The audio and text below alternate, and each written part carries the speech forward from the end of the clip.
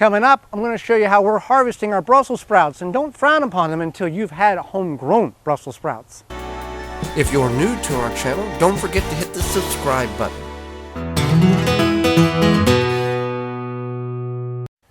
Brussels sprouts are easy to grow, even easier than cabbage, kale. In our instance, we found it's a very simple plant to grow. Now, these were plant starts that we got from our local garden center here in Milwaukee way back in spring, Blue Mills Landscape and Garden Center. You can start them from seed, no issue whatsoever. There is some key tricks or requirements in order to get good Brussels sprouts to grow in your garden. One, you need full sun, you need good water, that goes without saying, good nutrient-rich soil. Then, as the plant matures, and you can see, we'll utilize this plant here, this is almost 3 foot 40 inches tall, 36, 40 inches tall.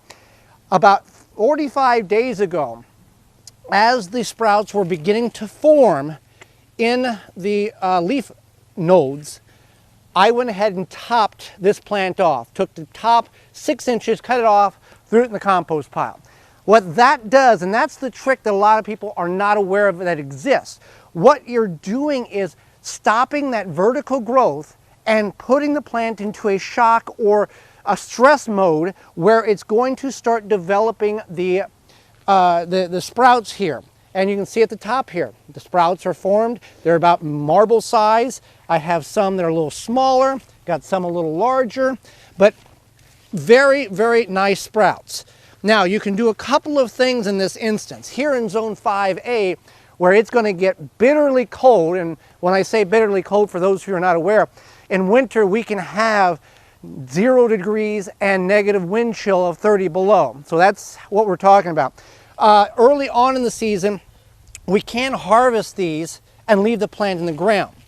That's fine. But at this point of the year, as the snow begins to fall and the temperatures get into the low to mid-teens, we are going to go ahead and take all these plants completely out, and they will store. We can go ahead and take them inside and snap the Brussels sprouts off, and we'll probably consume them very quickly, but there are proper ways in which to get more longevity out of the plant.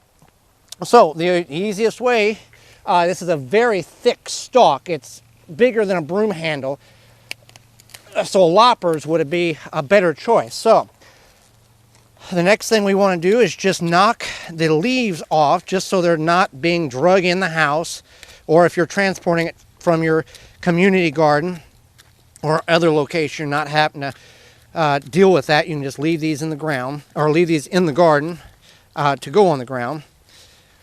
We've had very good success with Brussels sprouts over the last number of years. And that there is a very pretty specimen of what Brussels sprouts should do. Now, the reason why a lot of people don't like Brussels sprouts that you buy from the store is because they've been picked, they've been stored, they're past their sweet spot or perfect stage of consumption.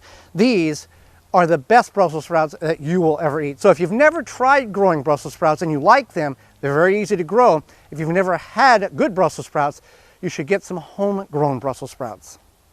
For more information, please visit thewisconsinvegetablegardener.com.